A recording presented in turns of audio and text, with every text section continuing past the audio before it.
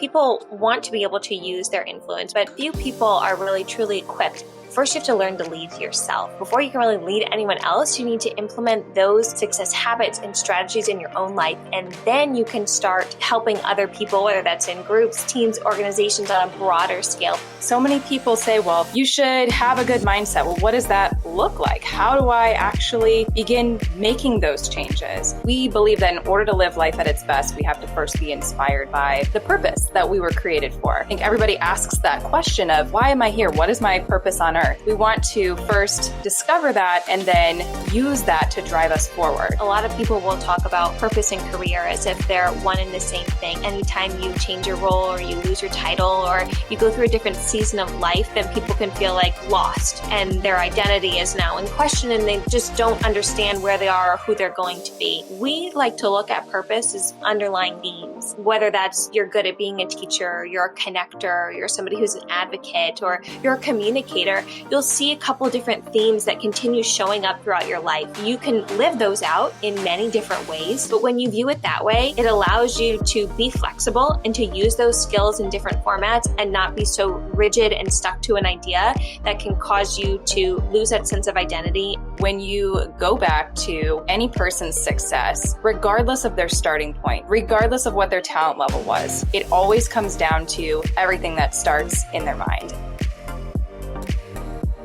Before we jump into our next conversation on the Wolf and Bull podcast, I want to take a quick moment to thank each and every one of you for tuning into this episode. All of the team here at Dare More Media prides themselves in the work that they put into each and every one of our episodes. And the best way to possibly help us is to leave a like, a comment, and a subscription. Our main priority is to facilitate honest conversation with captivating individuals that brings each and every one of our listeners and viewers a nugget of advice, wisdom, or insight that they can take away from every one of our episodes. Thank you so much for tuning in, and I hope you enjoy this episode of The Wolf and Bull. I am Lauren Henry. And I'm Candice Henry. And we are the co-founders of Aretios, which is a company dedicated to training the next generation of extraordinary leaders to live lives of purpose, influence, and adventure. Candice, Lauren, why does your work matter? That's a great question. So I'd actually like to take you back to how we got into it, because I think that is really what drove us to start our business. So initially, our story kind of starts at the beginning. We're sisters, which is a really fun bonus to being able to work together with a coworker that you really enjoy. But the two of us really got started in this whole journey together because our parents introduced us to leadership at a young age. And I remember sitting in the backseat of the car, driving to ballet lessons with self-talk tapes going on in the background and taking notes at our parents' businesses, conferences, and always just trying to learn because they had made it such a priority in their life and wanted to share that with us as young girls. And so we started to see the benefits of learning those concepts of goal setting and mindset and thinking positive, all of that at a young age. And we ended up going to a leadership training camp that Jenny knows as well, where kids from all over the world would learn about these concepts. And we started to apply it in our lives and also have it reinforced with our parents. And we saw such a dramatic improvement. And that is what started to pique our interest in this, because we saw the impact it was having on the choices that we were making and the lifestyle that we were living, and how our peers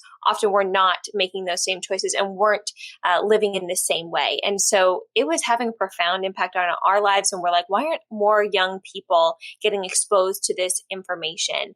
And that started to plant the seeds that we maybe wanted to do something with this. So after we got these years of training, we ended up joining the staff there and got a chance to begin practicing that by helping other young people from around the world to learn these same skills.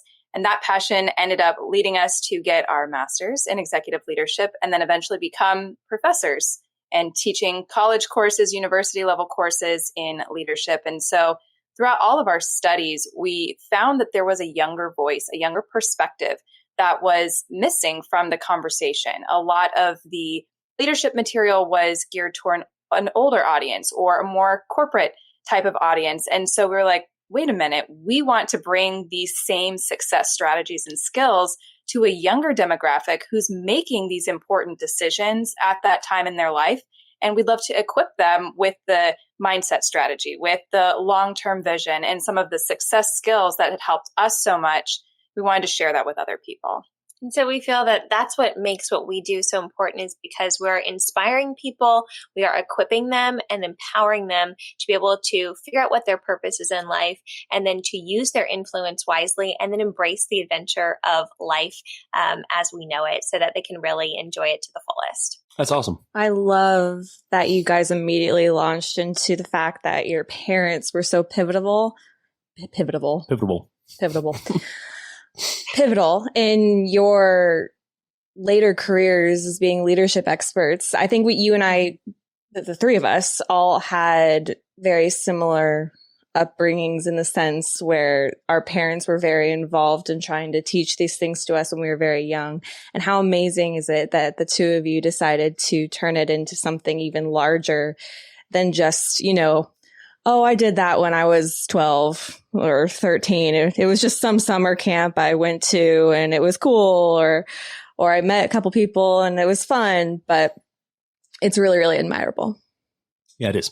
So taken from your website, Aretios.com, your company's name is inspired by the Greek word arete, which means an attitude of excellence, virtue, and purpose, and the act of living up to one's potential.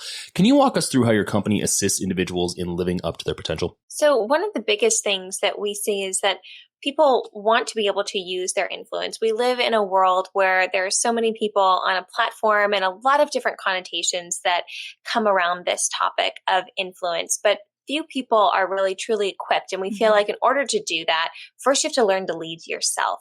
So before you can really lead anyone else, you need to implement those success habits and strategies in your own life. And then you can start helping other people, whether that's in groups, teams, organizations, on a broader scale, be able to do that. So we like to come alongside people and first help them kind of understand purpose, and then get some of those foundational success habits, whether that's goal setting, building the right kind of mindset, and all those different fundamental things in place in your own life. And so we do that through various trainings, resources that we provide, products. That way we can equip people so they have the tools. That way when they get an opportunity and they're like, what do I do now? We've been right there to resource them so that they can make those wise decisions. They can make the most of those opportunities, and so that they can see opportunities and have the courage to seize them that other people might be afraid to, or might not even see because they haven't been developing those skills. I've personally been a part of these workshops and they're so awesome. I can't even describe just even the visuals are, because I'm a visual learner for sure, have been so helpful. And then the knowledge, of course. And I'm sure we'll talk more about this, but I made sure I'm not just wearing the hat today. We have ours too.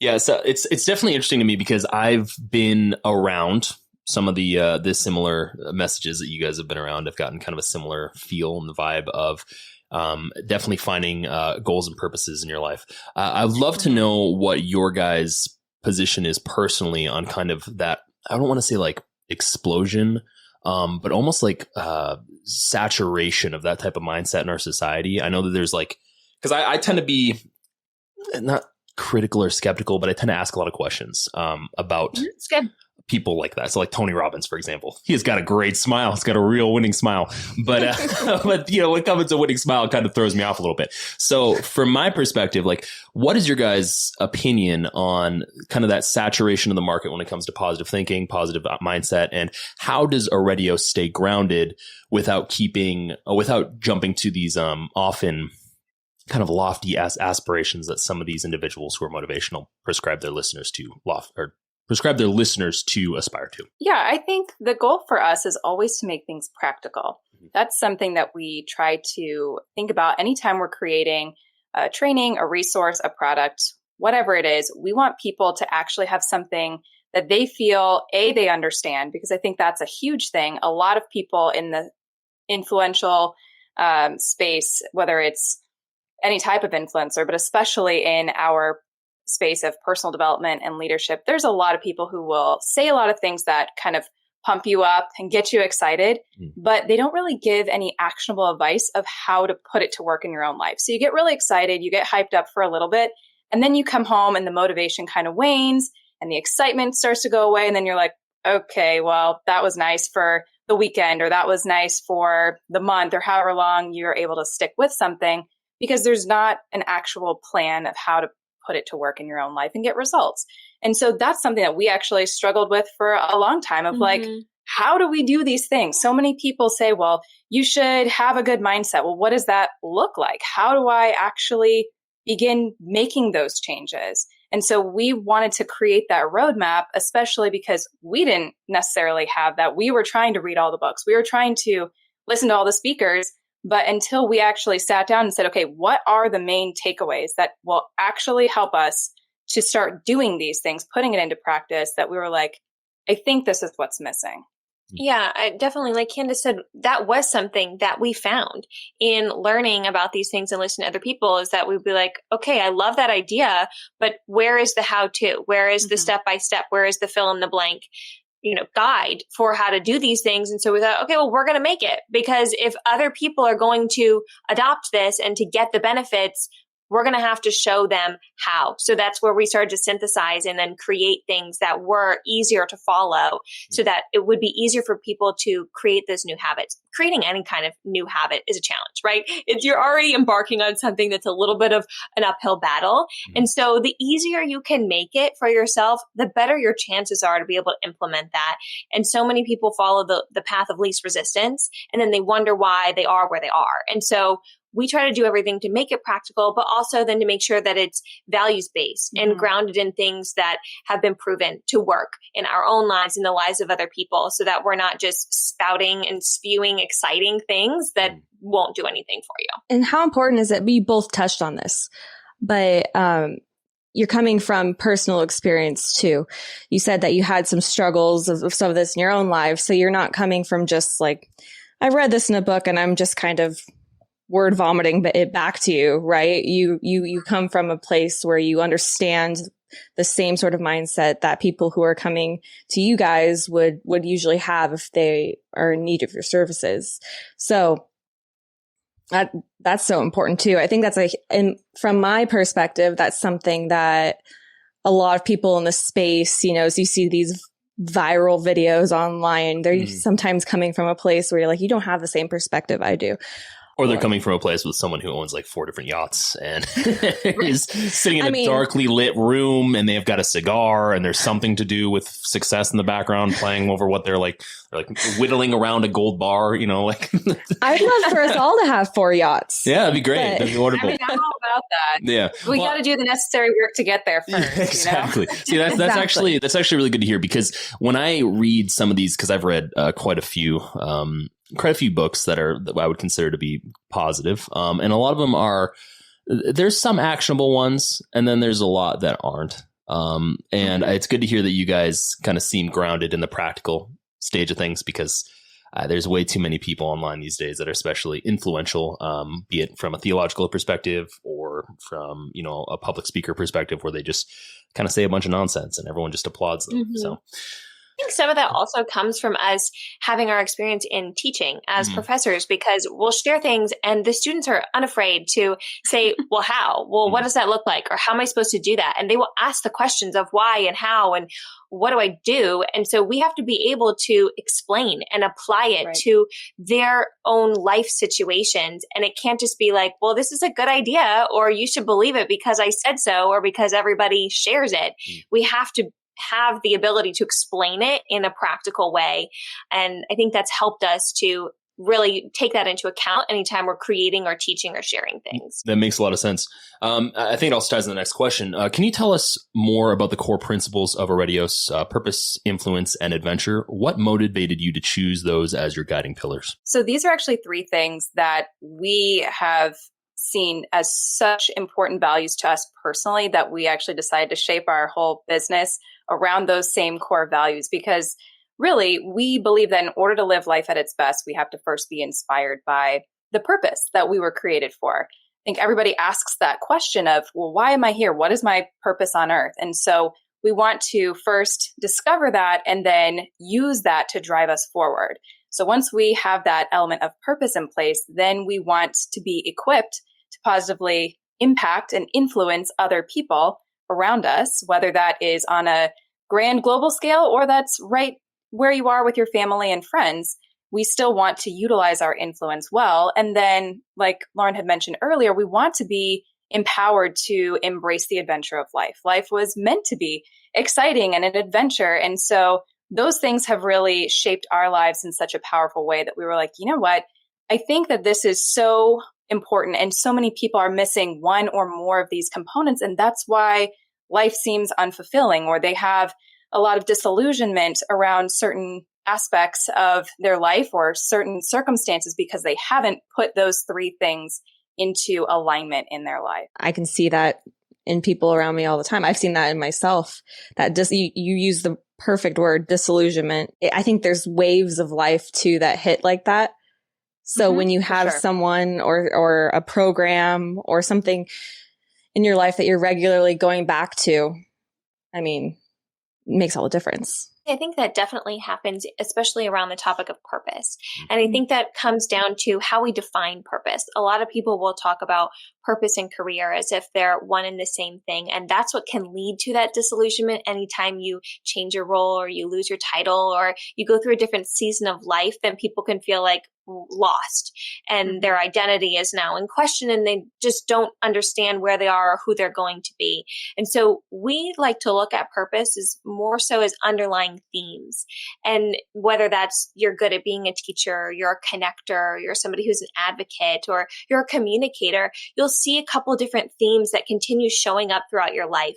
And you can live those out in many different ways throughout the various seasons of your life. But when you view it that way, it allows you to be flexible and to use those skills in different formats and not be so rigid and stuck to an idea that can cause you to lose that sense of identity and kind of be plunged into a tunnel of confusion and doubt when things in your life change or when roles or seasons change. In your guys' opinion, why do you think that, and maybe this is just an American thing, but why do you guys think that people might become disillusioned like that? Because I feel like the identity thing of I am a doctor and that's who I am type thing is maybe I'm wrong, but it seems like it's hyper focused here in the United States, especially within our culture. And maybe it's an educational thing, and maybe it has to do with how we teach.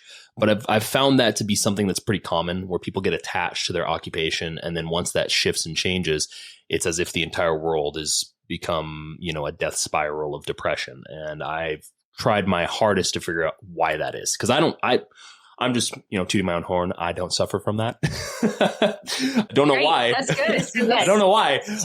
So yeah, I'd love your opinion on that. I would say the first thing is I think it goes down to a priority structure. So we talk about life being it's kind of sectioned into 5 major elements. So career, relationships, health, spirituality, and lifestyle. And I think in our country, a lot of people put career as one of the highest of priorities out of those 5, whereas perhaps in other places, the priority structure is a little bit different about how they value those different areas. And so maybe they don't elevate career above all those others of relationship and health and lifestyle. Maybe the priority values are a little bit different. And I think because there's so much emphasis put on career, and every human being has this desire to feel valued, to feel belonging. If we aren't seeing our value as something that's innate in who God made us to be, and we put it in one of those areas, if your performance is lacking in your own opinion for whatever reason, then you're going to start to feel that. And a lot of people encounter that in any kind of transition in life, whether they're just graduating, they're changing careers, they moved, whatever it is, that's what causes people to feel that unsettledness in the purpose or like career category. But I think it's because our society puts so much emphasis on your achievement tends to look like how much money you're making, what your job is, like what title can you say to us? I mean, even when you're like, hi, nice to meet you. So what do you do? Like that's the first thing we looked at to define people and to gain a sense of perspective about who they are. And that can sometimes maybe contribute to this outcome of, maybe feeling unsettled in that category. I think that's a tricky place to be too, because a lot of times maybe people are even chasing something that in the end isn't fulfilling, and they invest so many years of their life chasing this dream that they thought was going to be one thing, and they get to that pinnacle of success, or so they thought, and then they look around and they're like, wow, I missed it on so many other fronts. I missed it with my family or my health. And then you spend the rest of your time trying to bring that all back. And so it is an interesting thing I think we should evaluate as American society, and perhaps globally as well, that what are we actually trying to aim towards? And are we living the best life possible? And what does that look like for each of us? Because we all are going to have different priorities, but we want to make sure that we are moving forward as whole beings, not just career individuals, not just health-oriented individuals. Are we actually moving forward on all of those different aspects of our life? Yeah, it's always been something that's just personally it's kind of confused me. And I don't mean in the sense of like I look down on people who struggle with that, because I'm sure like there might be some point in my life where I do have that instance where I'm like, man, things have shifted so much where I just have a hard time grasping. But I've always kind of seen life as like a flowing river, and I don't know what the end's going to be like. So might as well just kind of go with the flow. And if it's bad for a little bit, if you put a smile on your face, it'll be a little less bad. Of course, I'm telling myself that, and probably one of the most emotionally demanding times in our lives. But I do think that it's definitely interesting to kind of look at that from maybe for our viewers and listeners, look at that for their own lives, because I tend to think about it daily. I think seasons of life. I've talked with Candice and Lauren about this before.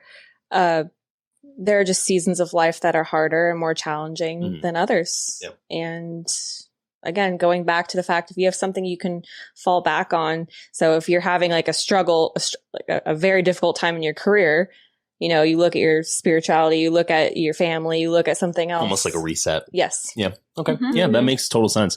Let's dive into that a little bit more. So say I'm off the street, fresh off the street, and I need some help. Okay, I'm seriously discombobulated, and I need some resetting. What would happen if I were to engage with you guys as a potential client? How would that go? So we offer a variety of things. It would kind of look like many different options that are available. So we have online courses, and based on people's needs, we're able to share a variety of options that they might want to dive deeper into on different topics.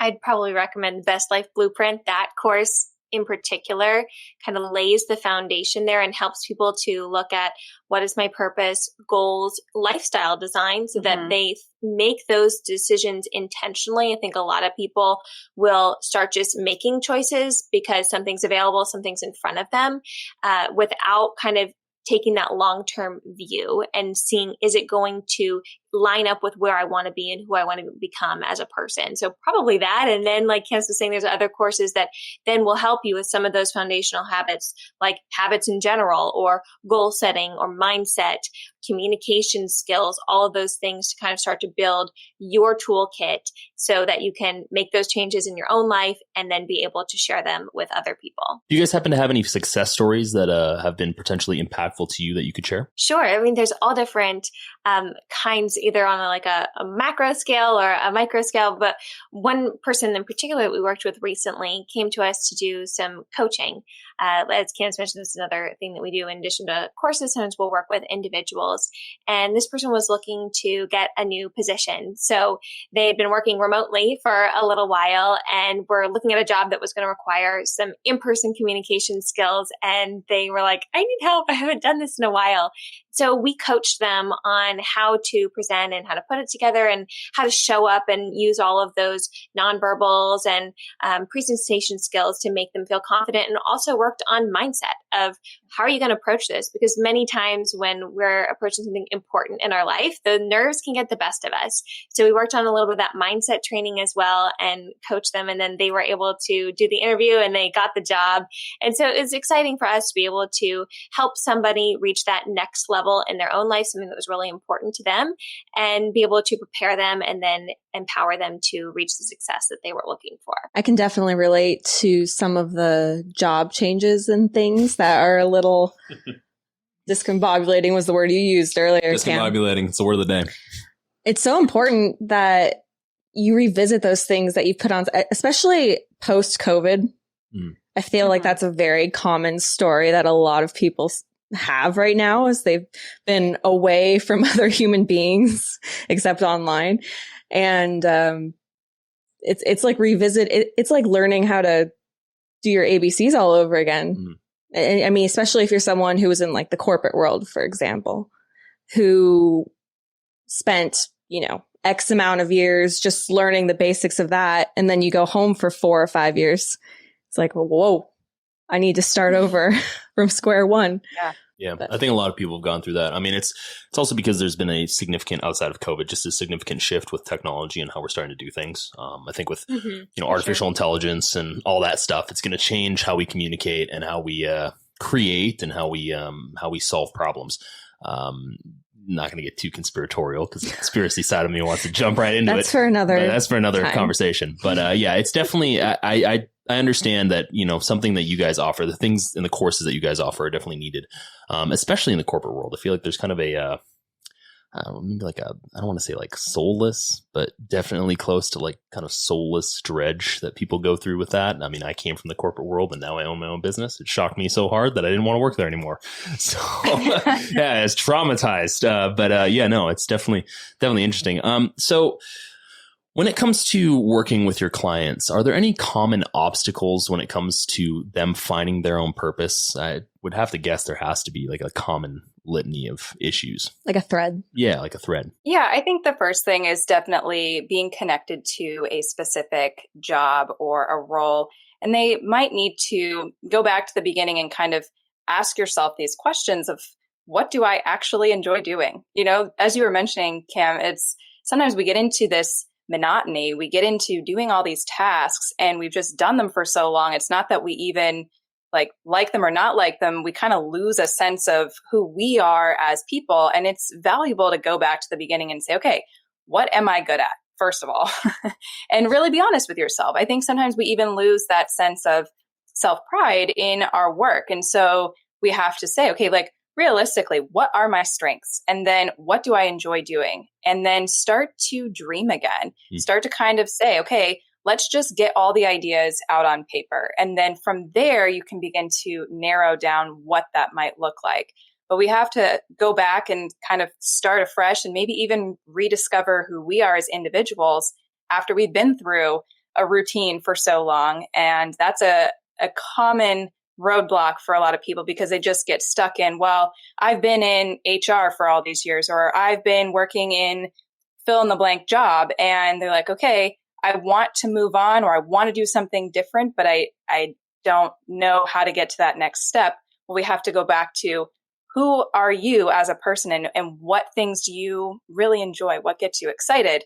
Then let's talk about, how do we build an entire lifestyle around that? Because it's not just the job. It's, what does my entire life look like? If I could have it the best possible version, what would that be? Yeah, if you were a great communicator, how can you incorporate that into your profession, your family life, et cetera, et cetera, et cetera? Yeah. That's a great point. Yeah, and dreaming again of, if you could have it, like Candice said, the ideal way, what would you want what would you want your life to look like in all of those 5 elements of it? And then once we start to paint the vision, then we can drill down into, okay, what are the goals going to be? What are the habits that you need to have in place? Who do you need to become in order to live that life? But we still have to first kind of paint the picture and figure out where it is that you want to go.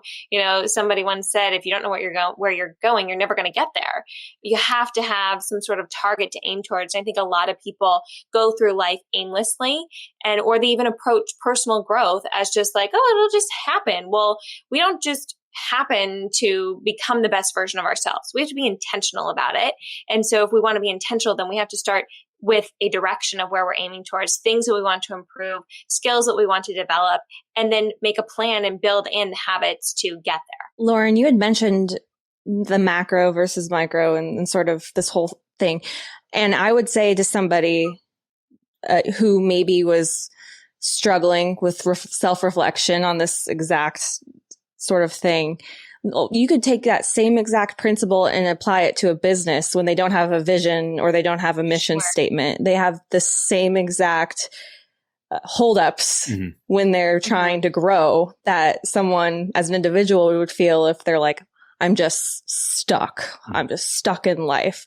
So going back to that, okay, why do you even want to do this in like a business standpoint is almost equivalent, at least in my point of view. Absolutely. Sure. We just spoke at a conference the other day on focusing on that exact topic and talking about how we all need that sense of purpose, not only in our life, on that broad scale, but in your job. Mm-hmm. Why does it matter? Why does what you do matter? And how does your role help us achieve the overall goal? And when you have that sense of purpose, you treat your work differently. You show up with motivation because you know that what you're doing will value it. And then you're willing to work harder and give more because it's worth something. And that's motivating and exciting. And I'd even say that's valuable for entrepreneurs as well, because sometimes we can get so caught up, and you guys can relate being entrepreneurs yourselves, in doing all the things that we can lose a sense of why we're doing. And we just have to take care of all the details and put out this fire and make sure this is running properly. And it's good for us to remind ourselves of that why behind the what on a regular basis. So that way we do stay motivated and inspired, and we remember who it is we're serving. And that can be the driving force that gets us through the endless to-do lists or the tough days. When you're an entrepreneur, that's almost every day. Yeah. No, I've come to determine that most of us don't even know what we're doing anymore. So it's just keep doing it. That totally, you're speaking to me right now. That it really is. So with your clients, and this is something that I think I see a lot when it comes to like inspiration and motivation, how do you avoid feeding into confirmation bias? And what advice do you have for people who might feel attracted to a larger than life message that isn't practical? So I'm sure you've had people that come to you and say, I want to be, I guess an anecdote. I want to be the next Michael Jordan, but I'm 5'4". How do you handle a situation like that? Well, goals are designed to be something that inspires us. All of us are created as goal-seeking individuals. However, if your goal is completely impossible or it's too large and unattainable, then it actually becomes the opposite and it's demotivating. So if you wanted to say, like you were saying, okay, like I want to make $1 million by tomorrow. Well, if your business is at the level where it's grossing that much, okay, then maybe that's a realistic goal. If you're not making anything right now, that's going to be demotivating because you're going to wake up and see, I failed again. And you feel like you can't see any quick wins. People need to see quick wins. So we need things that stretch us, yes, but not are completely impossible. So we do try to help people look at that and say, people come to us with all sorts of, dreams and ambitions, like you said. And we're like, okay, well, let's scale it down. You can always start small and scale up. You can always do more. You can always get bigger and better, but let's at least get something on the board. Let's start to see progress, and then we can grow it from there. I'm automatically thinking from the financial side. Is it called the snowball method? Snowball effect. Snowball effect, yep. Right? Where they argue the same thing.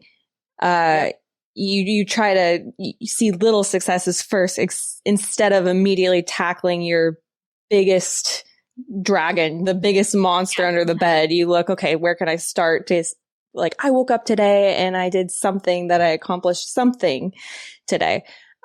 That's a great point. So what would you say to people who maybe are starting off in the smaller area that have worked up and built to a place, but they've reached a plateau? How would you advise them to push through that? I think getting them to kind of evaluate where it is they want to go. Sometimes, again, going back to that why. So why are you doing this? And then getting them to think long-term. That's something that we try to do ourselves when we're creating something or we're working with a client. Like, what's the end goal here? And that can help us to say, okay, now that we have kind of gotten this understanding of where we are currently, where do we need to go from here? And then get very specific about making those next steps. And they might be small steps, they might be big steps. But again, having that clear plan of action of, okay, I know where to go next. I know what my next step is, can sometimes help break through that plateau. Often it comes from assumptions or just a lack of clarity of where to go next. I think also it's important to look at what's causing the plateau, because sometimes it's a case where what got me here worked to get me here, but it's not going to get me there for the next level. So you need to make adjustments and create new habits, try new strategies if you want to get a different result. But other times it's a case where you need to just stick it out. You're not giving it enough time. We remind ourselves often of the idea that success occurs in cycles. So there is a time period where you have to just work and you do the unseen, uncelebrated, unsung work for a while, and then it will pay off. And sometimes we want to quit in those moments because we look at somebody else and they're at a different point in the cycle. They're at the mountaintop point in the cycle and we're in the climbing point. And then we get frustrated because we forget that they also went through the climbing point, but at a different time. And so sometimes it's just that you need to stick it out and it feels like it's a plateau, but it's more like you have to give it enough time and then the result will come. Yeah, as my grandfather always used to say, comparison is the thief of joy. My grandfather never said that. I found that online. But I have been saying it a lot. I'm going to say that to my daughter when she shows up. That'll be the first thing I say. Comparison's the thief of joy. She'll repeat it back to you. Yeah, her first words. So, when it comes to Aretios, influence is a huge facet of your guys' strategy. In a world of varied role models and the conceptions of influence, how do you define positive influence? I think the first thing is, what end result are you creating? So are you creating, we always say that leaders create more leaders. So are you creating more people who are having a positive impact on their spheres of influence? Something that actually, I think, Jenny, that you would remember is when we were growing up, we always learned to leave people, things, and places better than you found them. And we used to do this through a beach cleanup. And so all of us would be cleaning this beach together, and people would look at this and be like, what are you doing? Like, why are you picking up cigarette butts and trash?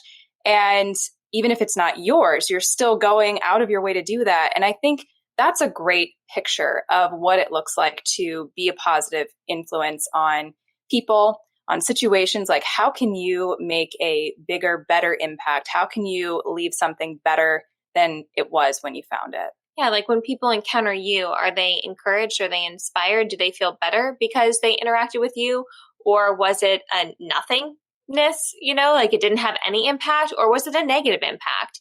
Even when we think about, some of our travels, for example, people who have treated, say, having us as their table when we're out to eat at a restaurant, some people treat it as just another table. Other people treat it as they make it a wonderful experience. And then we take that home as a memory that we remember for years.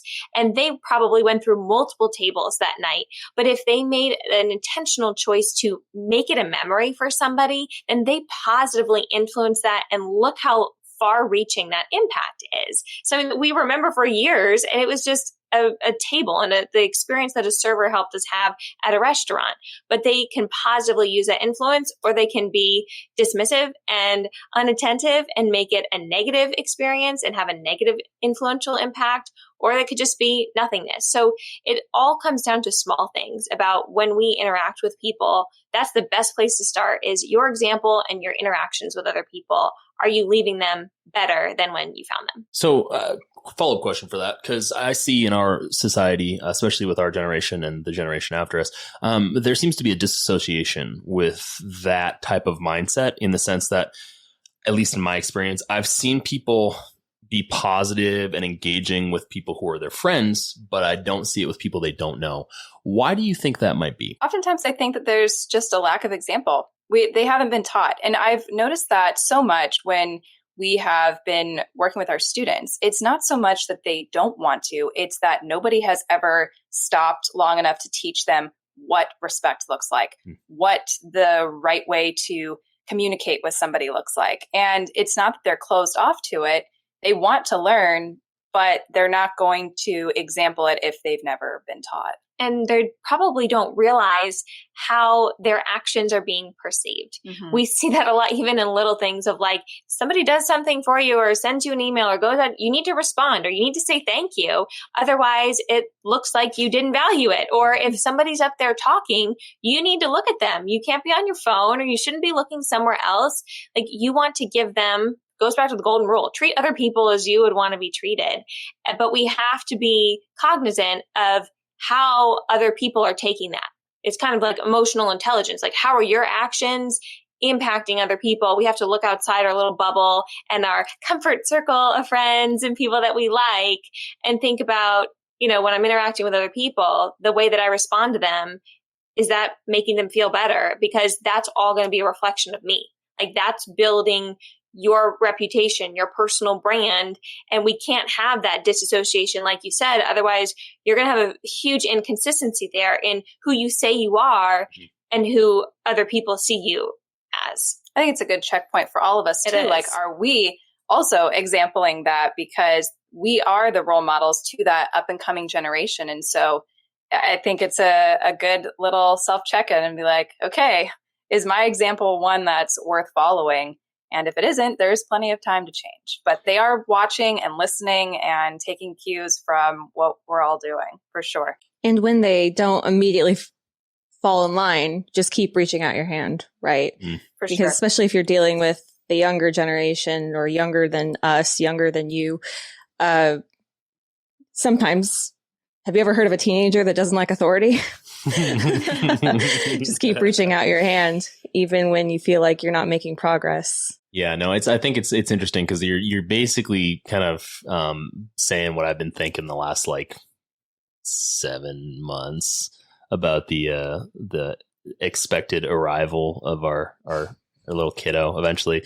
I was talking to my one of my good friends the other day about it, like, because he's in the same situation. He's also expecting his first child, and man, you start thinking about the things that you do just kind of by yourself or just randomly, not even considering it. And then when you start to go down the path of children, you start to consider how every single thing you do could ruin them as a person. And it becomes completely devastating. So it's definitely good to envision and make sure and reevaluate and have some self-awareness, because I don't see, and it's unfortunate, but I don't really see a lot of that self-awareness today. And I think, courses that you guys offer, and at least what you're talking about right now, just seems completely relevant to what people kind of need, because some people are just not getting it anywhere. Some people might be getting it from like a belief system. And then there's other people that maybe already have it, but might need to reframe it. So absolutely. Yeah. And I think it just goes back to the little habits. And that's one of the things that we talk about in the daily, is that power of reflection. And I think that's a great place to go back to and just say, okay, what happened today? Is this something that I can,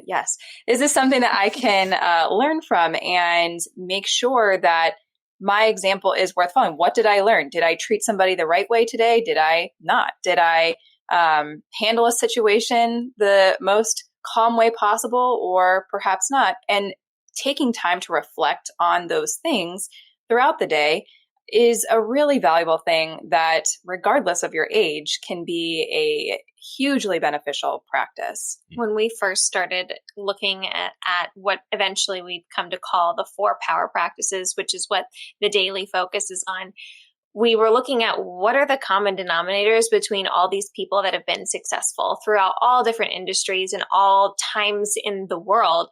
There were common habits that we kept seeing repeated again. And one of them was reflection. And that one surprised us at first, because we would see that people would even schedule full days of reflection, or even like a week. And we're like, it seems counterintuitive at first to just take all that time, just sit there and think. And like, it seemed at first like you're doing nothing. And then we realized that that is what enables us to gain all the wisdom and experience from life's successes and failures, because otherwise we can just keep going through life with all these experiences and not get any better because of it. And so you can get year after year repeated over again instead of 5 years of experience. You got 1 year repeated 5 times because you didn't pay attention to the lessons that it was trying to teach you. And so that's why we tried to make it easy for people by just making it a daily thing that you think about. An idea that you had, a win from the day, something you learned, something you observed. And just by getting into that habit, then we become more aware and then more able to apply those lessons and become better versions of ourselves, because we are engaging in that self-awareness, like you were saying, Cam. That's really good. Now, you guys talk a lot about mindset. Why should people, especially the next generation, pay close attention to their mindset? Honestly, this is the biggest thing that guarantees success. Like, hands down. And I know that's a big statement to make, but when you go back to any person's success, regardless of their starting point, they could have been behind the line, at the line, ahead of the line, regardless of what their talent level was, it always comes down to everything that starts in their mind. And so one of the things that has been radically valuable and transformative in our life has been the evaluation of the input that we take in on a regular basis. Like, what are we watching, reading, listening to, talking about, all of those things. You know, a lot of people say, well, that doesn't matter. That doesn't impact me. I can listen to these things or watch these things and it doesn't have an effect. It does, whether or not we acknowledge that it does. Our minds are so powerful, and everything that we take in, whether we are consciously taking it in or not, is being stored. And that is the raw material that we are giving our brains to work with. And that's what gradually builds those beliefs that shape the perspectives. And then that influences every action that we take. It influences how we feel about ourselves, how we treat other people. And so it's so important to get that right. It's if you're looking for a small thing that you can do to get big results, input is it. That will shape your mindset. And like Candice said, we have to be more intentional. We can't just be continuing to say, oh, well, I know it's funny, or I know it's fake, or I know that's not real. Our words have power, images have power. So if you are continuing to put in, just as you think about what you eat, you continue to put junk in, you're going to get junk out. And so if you put junk input in, you're going to get junk input out. So if you don't like the way that your life is, you don't like the direction that things are going, we always say to ourselves, man, we got to check our input. Am I looking at too many things that are negative? Am I listening to things that are not contributing to the way that I want to see life and the person that I want to become? And it's a quick switch. Like, you can start to make those edits in your own life. You know, we can control those things, whether it's walking away from conversations or changing some of those other areas of media that we consume. All of that contributes to mindset. And the more we reinforce certain ideas, the stronger they get, and the easier it becomes for our brain to, again, think those same thoughts. And that begins to shape our beliefs, and that influences our actions. If you think about, every action we take first originated as a thought in our brain. And so what I think kind of begs the question, well, what influences our thoughts? And that is the input that we take in. It's funny, one of the trainings that Lauren and I have done will show two sets of words. And one set of words has a lot of like harsh, intense, negative connotation to them. And we ask people, when you look at these words, how do you feel? And immediately people have this like visceral physical response to these words.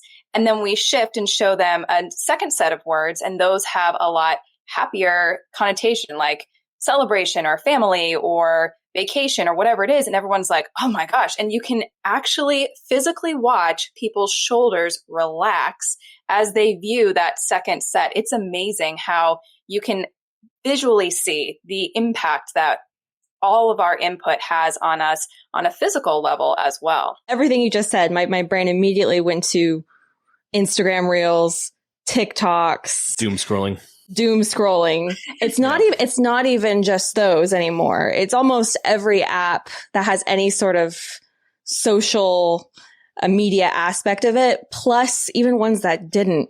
You have things like Spotify that have the same endless scroll. You have things like, I just saw the other day, Uber Eats. You know, they're going for the same exact thing. You can just endlessly scroll until you find a restaurant that strikes your fancy.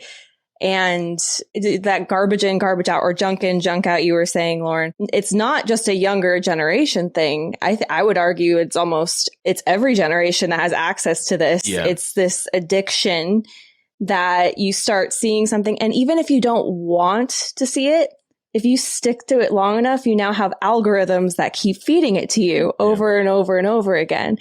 And it's so easy to just stumble into that same exact endless, you said doom scroll. Yeah, well, and this is from a young adult till now. I mean, I'm still, a young adult, I guess. Probably more of a mature, older adult now. I'm 32. But I've seen the world as a play in moderation, right? So there's a myriad of things that you could engage in, some good, some bad, some vices, some not. But it's all about being able to control that and being able to have some level of self-restraint, right? And I think that the champion on both ends today for people who are all about just engaging in whatever and people who are all about suppressing whatever is not really restraint. It's more just go, heels to the ground, tired of the road, rather than actually understanding that there are some instances where things are appropriate and some instances where they're not. What would you say to people who take more of a a lax perspective on garbage in, garbage out? I think evaluate your lifestyle right now and truly ask yourself, am I moving in a direction in these different aspects of my life that I'm happy with? Because a lot of times I think people don't realize the impact that something like that mindset would have because they haven't really stopped to evaluate the impact that it already is having. And it's one of those things that we have to say, okay, is this helping me be a better person, or is it taking away from the way that I want to be? Because I think deep down, everybody knows who they would love to be, the best version of themselves, what that looks like. And many times we just kind of forget about that because we're so busy or we've gotten comfortable. And if you even look at, there's a lot of studies out today that have shown how a huge component of the mental health problems that we're seeing, especially in the next generation, or even just thought struggles that people deal with, often originate from what they allow into their mind. And so I think it's valuable to just step back for a moment and say, okay, am I happy with where I'm at? If not, this is a great area where we can start taking some ownership and saying, okay, I don't want to just allow whatever to come through the gates of my mind, my senses, right? And so to really think for ourselves, I think that's something that we're missing, especially in the next generation, is they're so quick to just accept things. And we need to be willing to not just take things at face value and say, okay, great, I either agree or I disagree, but actually be curious again and say, well, why? And is this something that is valuable to who I want to become, where I want to go? If it isn't, then we should probably make some edits to what that looks like. And I would say try it.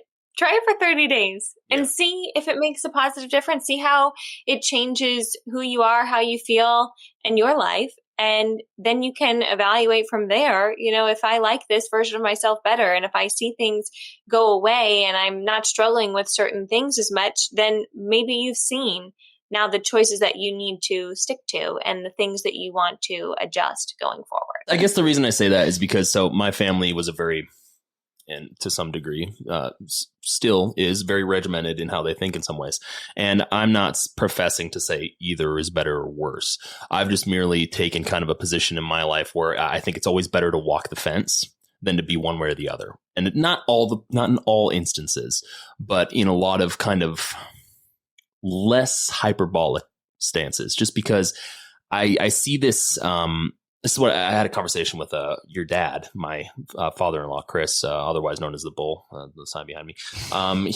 Him and I always had this conversation of, where is that line between, as we talked about earlier, practical advice and goal setting, and then what I would probably prescribe to be toxic positivity, right? Where it's consistently always positive. There's no real analysis of the emotions that we go through. And my whole perspective has always been, you're going to go through life. Life is going to hit you sometimes, and sometimes you have to feel it. And it's not fun, but it also doesn't mean that you should just be completely depressed. It just means you should go with the flow. So that's kind of why I asked that question, because I don't really see, and I liked your answer, but I don't really see a lot of solidified answers from the space of personal development in that area. I think to that topic, one of the things that we typically say is that, yes, you need to be realistic in understanding and evaluating where you are. You have to be real with yourself at what is your starting point? What is the situation? What are we working with? You can't deny the facts here. But once you have addressed what the situation is, it now becomes your choice if you're going to stay in that, you're going to stay wallowing there, or you're going to get in solution mode and figure out how to get yourself out of there. Some people don't want to get in solution mode. We see that. It's true. And so they just like having an excuse. They like having a problem. They like having something to tell people that they're dealing with. And for whatever reason, maybe even because of things that society has promoted, oh, so-and-so deals with this. And so then it seems cool suddenly. They like to have something. And that's a choice that they've made. And therefore they hold on to and carry those issues with them. And and consequently the consequences and downsides of those issues too. So I think, yes, you have to acknowledge where you are. You have to be real and truthful about that. But then it is your choice. Do you stay there or you get in solution mode and get out of there? I think it's one of those things like people often talk about, well, I feel this way and my feelings are valid. And yes, you can have feelings about a situation or a circumstance, and it is okay to feel those things. However, our feelings are not always factual. In fact, most times they are not factual. And so it's okay to feel those things. But then, like Lauren was saying, we have to make that choice as to whether or not we want that to then dictate what our response is going forward, how we view ourselves, how we interact with others. Just because we feel something doesn't necessarily mean it's even the actual reflection of what is happening in that situation at the moment. I think one of the most empowering life truths is to understand that we choose how much something affects us. Because you can see people all over the world who encounter the exact same situation. Some people come out better because of it. Other people are crushed by it. And it's all about, again, it goes back to mindset, how they view it, the perspective they take, and then what that does to the actions that flow from that. So I think it is a choice. And I think it comes back to your mindset and how much you're going to allow something to ruin your life or to make you wiser and stronger because of it. I'm sure everyone here has probably heard the story of the dog sitting on the nail. No, maybe. I have. Okay, probably. The short version, my dad used to tell me this all the time when I was younger and complaining about anything. He would basically just say the dog would sit on the porch and it would be whining and whining and whining. Someone would walk on by. Yeah. And then say to the owner, your dog is so upset. What's wrong with it? Oh, he's just sitting on a nail, but it doesn't hurt enough, or he doesn't care enough. He doesn't want to get up and move. And it just related to the same. Some people have some serious problems in their life, but it doesn't hurt. It doesn't hurt them enough to change, or they don't have the desire to change. Well, I also think it's incentivizing today, because we talked about careers early on how important that is to people's identity. I think things are switching in a sense now where it's almost about what problems you're going through that are important to your identity. And in most instances, I've tried to remain stoic when it comes to things that are just kind of frustrating to deal with. Now, there are some instances where you can't because it's just overwhelming. But I think the approach that you guys are talking about of being able to ingest and then move on and make a decision to move forward is what everyone should do. Keeps the world turning. I got a few more questions. How would Aretios recommend staying accountable to personal development goals over the long term, especially when it comes to distractions and competing priorities that their clients might face? I think one of the biggest things that has helped us is the daily, like Jenny was showing earlier, because what that does is it helps us on a daily basis to go back to and reinforce the right kind of habits. So it goes through gratitude on a daily basis. That helps us to see life through the right kind of lens. It helps us the morning when we write down 3 things we're grateful for, then we start to look through life for, wow, what am I grateful for? Oh, there's another thing that is a blessing and a good thing in my life. Then it goes through goal setting, keeping the why behind the what in the forefront of our focus. Affirmations of who am I becoming? Who do I need to become as a person? And what am I reinforcing there? And then reflection. And by doing those things on a consistent basis, that helps you to stay accountable to that. Like, did I write it in there again? Where am I on my progress?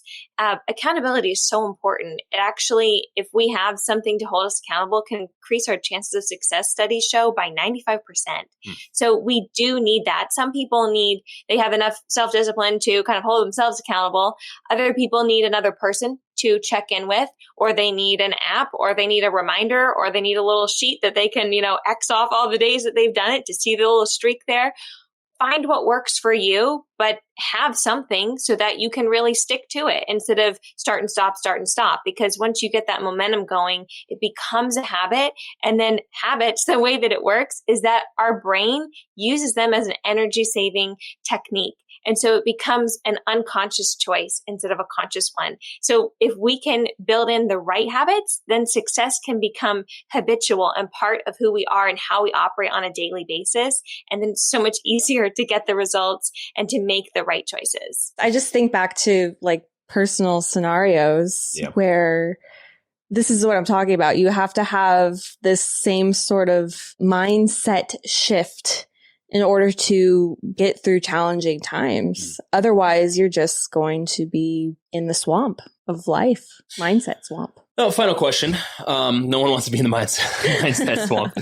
For our listeners interested in beginning their journey of personal development, what advice or first steps would you recommend? I think figuring out first that you don't have to wait until you get into a specific role or a certain moment in your life where you're like, okay, now is my chance.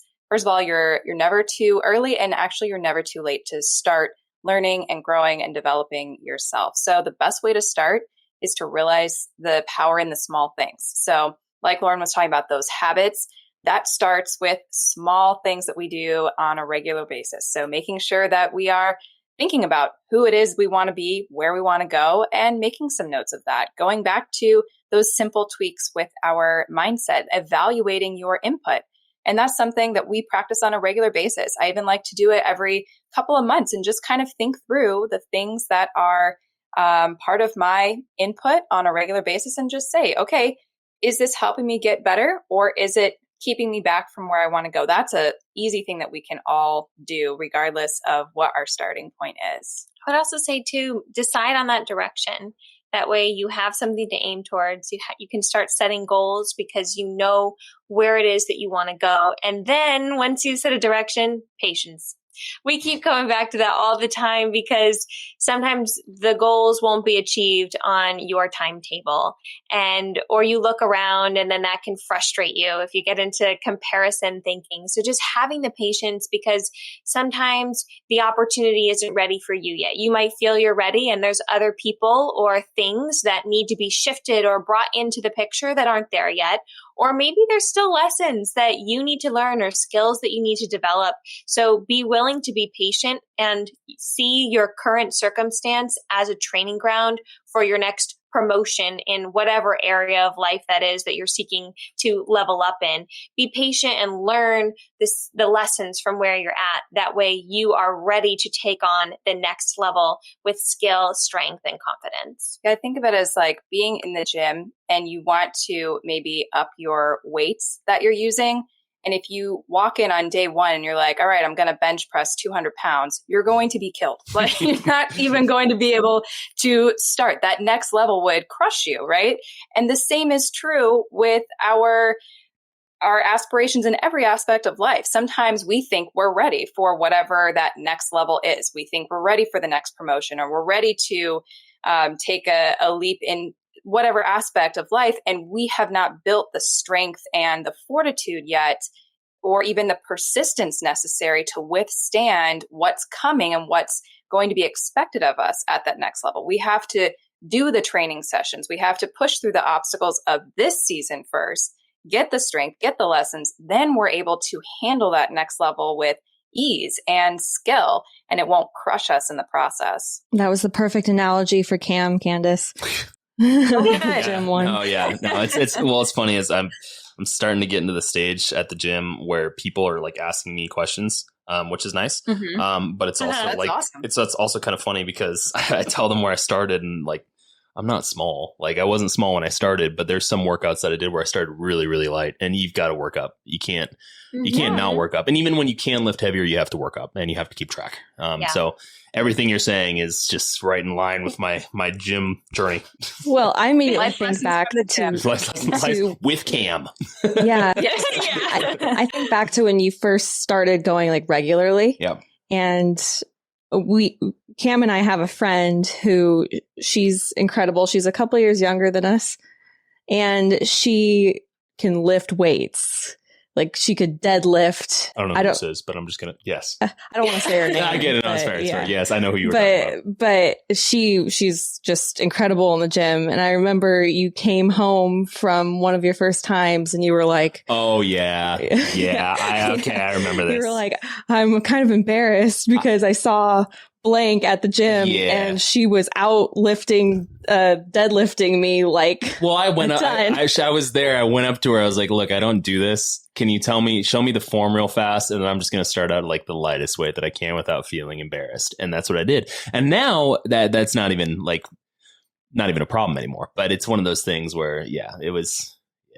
But what a great relation to what 100%. Candice and Lauren have been saying. Yeah. You know, you started out small and now you look back and you think, oh, thank God I started out, without hurting myself. Yeah. But I also you worked your way up to a point where now people can look to you as an example. Yeah, it makes me feel very nice. Well, and that's also a great reminder that it's not a bad thing to be a beginner. And I think a lot of times people get kind of stuck on that point because they expect expert level from themselves on day one. And that's just not realistic. Like nobody starts as an expert. And so it's okay to be a beginner as long as you don't just stay there forever, right? It's okay to ask and say like, hey, how did you do this so I can do this properly? Whether that is the right form for lifting weights or it's taking the next steps in your life or business, whatever that looks like. It's okay to be a beginner. We all started there. Even the most proficient, successful people all started as beginners too.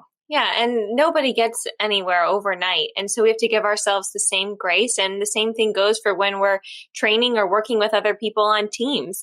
We had to learn and go through the growth process. And so we have to extend them that grace and the opportunity to grow and learn and not expect them to also be at level 10 on day one. You heard it here today, folks. You can ask me any question you want about the gym and I will be able to help you. I'm here for you. Well, thank you so much for joining us today, Candice and Lauren. What would be the best possible way that our viewers and listeners following our podcast and listening right now, what would be the best way for them to support Aretios? So you can go over to aretios.com and we have a free monthly newsletter, and that's where you can get our latest insights and ideas and lessons on personal development and growth. And so that's a great way to continue to connect with us. And we're also on Facebook, Instagram, and LinkedIn at Aretios Official. And we share quick tip videos there, usually under 60 seconds, to give you some different ideas on leadership and personal development to help you grow and stay inspired and become the best version of yourself.